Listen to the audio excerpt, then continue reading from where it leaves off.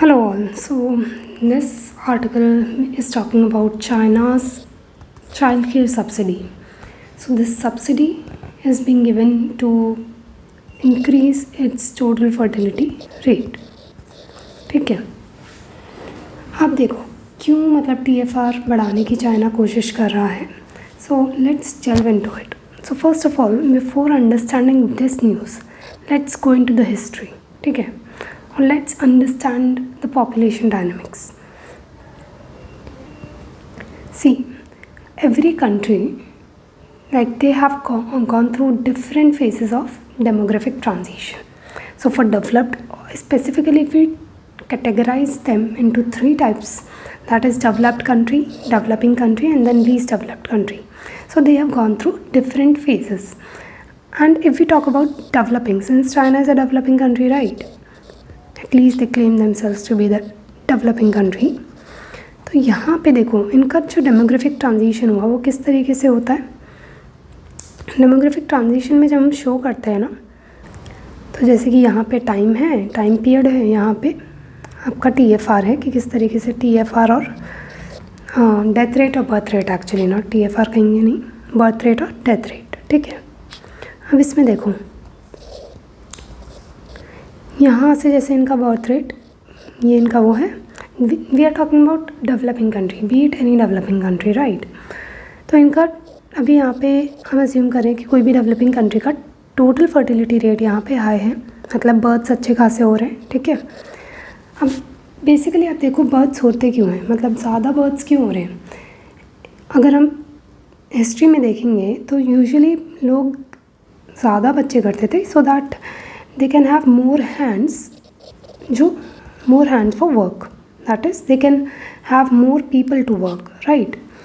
तो ज़्यादा बच्चे होंगे तो ज़्यादा बच्चों को ही वो अपना एम्प्लॉयमेंट के फॉर्म में यूज़ करेंगे and they can earn more. That is it is basically due to poverty, they are living in poverty.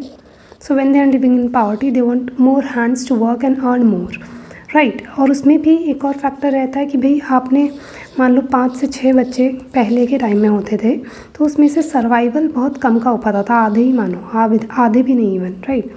तो अगर हम आधे का मान रहे तो भी इसलिए लोग ज़्यादा बच्चे करते थे सो दैट उनका एटलीस्ट 3 तो सर्वाइव करें, राइट. क्योंकि उस टाइम पे टेक्नोलॉजी इतनी अच्छी नहीं थी, टेक्नोलॉजी का इशू है. देन सोशियो इकोनॉमिक फैक्टर्स हैं, वो सोसाइटी से टू सोसाइटी वेरी करते थे. तो देयर वर वेरियस फैक्टर्स. जैसे हम अगर सोसाइटी ही ऐसी है which promotes having more children तो they will like go for having more children, right. तो सोशियो इकोनॉमिक फैक्टर्स भी उसमें रोल प्ले करते थे. Then technological factors role play करते थे. देन विमेन जो थी उनका पार्टिसिपेशन ज़्यादा नहीं था in the economy. Their education or literacy levels were not that much. They were not aware of the concepts of reproductive choices and all. So they compelled to have children which were जो कि society में norm चला आ रहा है वही. तो उनका empowerment उस टाइम तक हुआ नहीं था. सो बेसिकली अगर हम मोटा देखें तो दीज आर वेरियस फैक्टर्स जिसकी वजह से वहाँ पे फर्टिलिटी रेट हाई रहता था. ठीक है, अब क्या होता है with time, over the period of time आपका बर्थ रेट हाई है. अब आप एक फैक्टर अभी मैंने अभी जस्ट मेंशन किया कि जो डेथ रेट है वो हाई है. मैंने बोला ना अभी कि बच्चे सर्वाइव ही नहीं कर पाते थे. ठीक है, हमारा हेल्थ सिस्टम जो है, हमारा हेल्थ सिस्टम था वो बहुत ही लाइक एक उसमें टेक्नोलॉजिकल डेवलपमेंट नहीं हुआ. इतनी टेक्नोलॉजीज़ नहीं थी कि हम वो डेथ्स को रोक सकें. तो death rates are very high. तो अब जब डेथ रेट्स हाई हैं तो हमने कहा कि ऑटोमेटिकली वो टोटल से फर्टिलिटी रेट में रिफ्लेक्ट होगा और बर्थ रेट ज़्यादा होगा. तो उसके लिए हम कह सकते हैं कि एक तरीके से सबसे पहले जो आपको करने की ज़रूरत है वो डेथ रेट सही करो, राइट. तो डेथ रेट सही करने की ज़रूरत है सबसे पहले. उसके बाद आपको टोटल फर्टिलिटी रेट जो है उसमें चेंज देखने मिलेगा. तो हम क्या देखते हैं कि अगर डेथ यहाँ पे डेथ रेट थे और यहाँ पे फर्टिलिटी रेट्स थे कि इतना फर्टिलिटी रेट है, इतना डेथ रेट है. तो जैसे कि ये यहाँ से डेथ मान लो, यहाँ से डेथ रेट कम, हाँ कम होना शुरू हुआ, मतलब डेथ्स कम हो रही हैं, हमारा एपिडेमोलॉजिकल ट्रांजिशन हो गया। तो उसकी वजह से मान लो टेक्नोलॉजीज़ अच्छी आने लगी विद टाइम।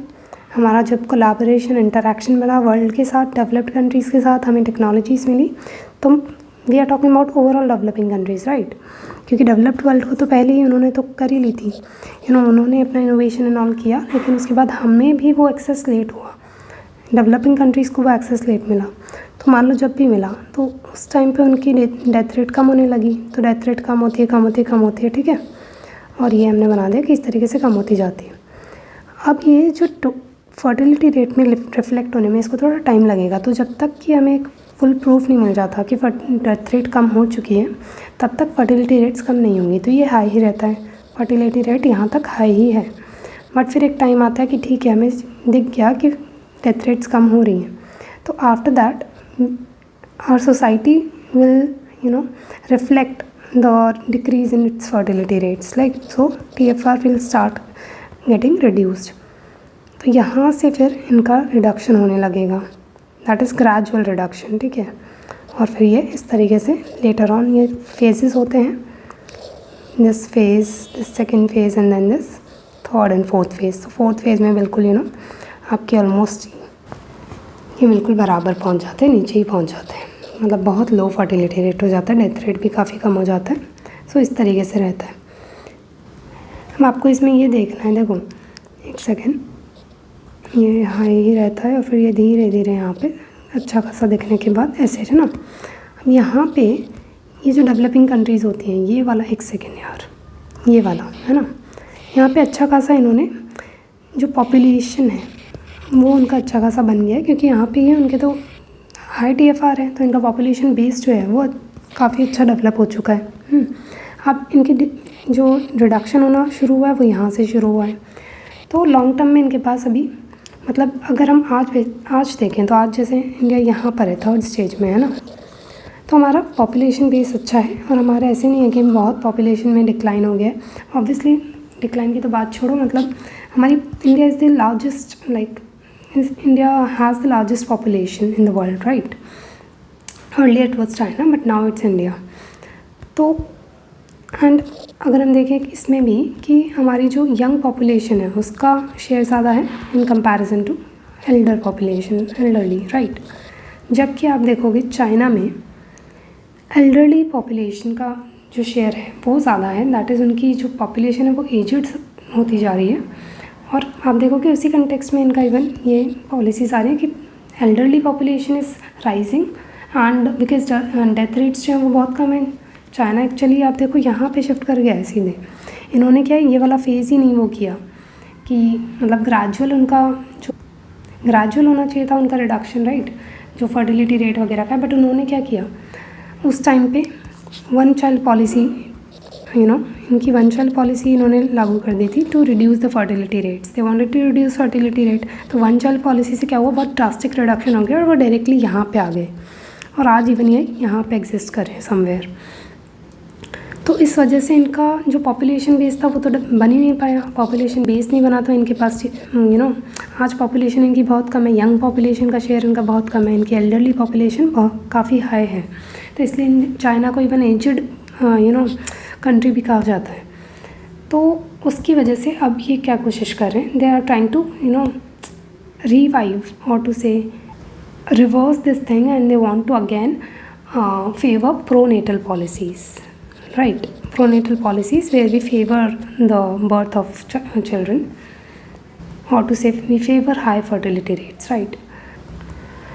तो उसी के लिए इन्होंने सब्सिडी पॉलिसी लेके आए हैं for children below 3 years, so that people they go for high fertility rates, or to say they produce more and they will as a country China अपनी population rate को जो है वो बढ़ा पाए, पॉपुलेशन को बढ़ा पाए। तो बेसिकली इस आर्टिकल की बात करें तो ये डिस्कस कर रहे हैं कि जो सब्सिडी एंड ऑल इस टाइप की जो पॉलिसीज़ हैं, क्या ये सच में कुछ इम्पैक्ट कर भी पाती है नहीं, मतलब आप कर तो दोगे, आप पैसा लगा तो दोगे, ये पैसा लगाना ही है ना, सब्सिडी दे रहे हो आप उनको, फाइनेंशियल असिस्टेंस दे रहे हो, तो क्या ये कुछ इम्पैक्ट भी करेंगी, मतलब क्या ये TFR को हाई करने में हेल्प भी करेगी? तो ये क्वेश्चंस को ये कुछ हद तक ये आर्टिकल डील कर रहा है। बट उससे पहले हम देखें भाई, अब आप TFR बढ़ाना क्यों चाहते हो? एक रीज़न तो हो गया कि ठीक है, आपको आपकी पॉपुलेशन, यंग पॉपुलेशन आपके पास नहीं है, ठीक है। अब यंग पॉपुलेशन चाहिए क्यों भाई? वर्क फोर्स चाहिए ना। वर्क फोर्स ही नहीं होगी तो आपकी इकोनॉमी कैसे काम करेगी, राइट? तो आपकी यंग पॉपुलेशन चाहिए।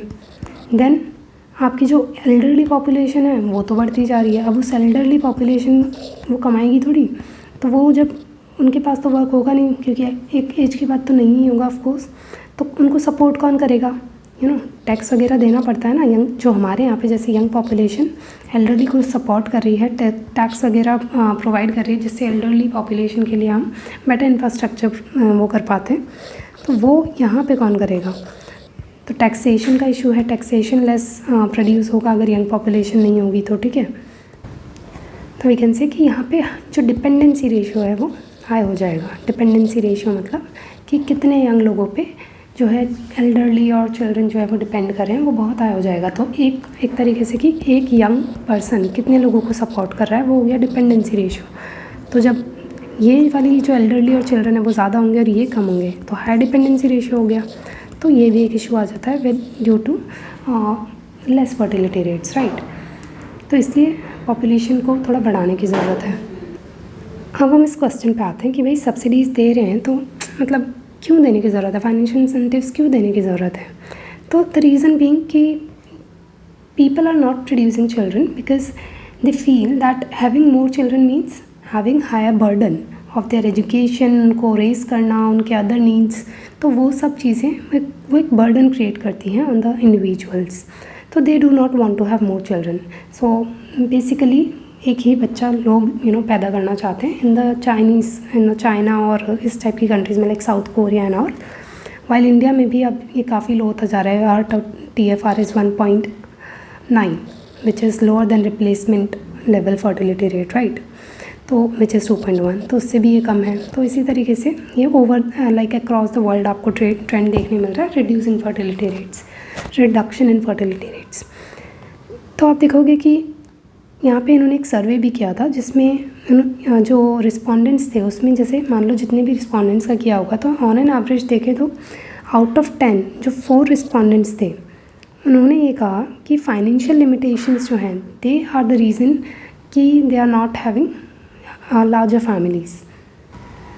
तो ये तो हो गया एक कि हाँ भाई ये देखो आप सर्वे सपोर्ट कर रहा है इस चीज़ को कि मतलब फाइनेंशियल असिस्टेंस देना ज़रूरी है। लेकिन वहीं पे एक और स्टडी आती है centre for strategic and international studies जो कि 2023 में हुई। यहाँ पे बताया गया कि फाइनेंशियल असिस्टेंस जो है उसकी वजह से जो मतलब अगर आप देते हो फाइनेंशियल असिस्टेंस तो उसके पॉजिटिव इम्पैक्ट्स तो हैं बट वो बहुत ही लिमिटेड है, इतना हाई इम्पैक्ट्स नहीं है।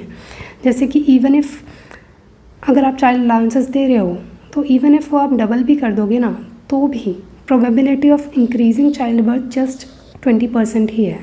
So this is the probability, और वो भी कितनी कम है, जस्ट 20%।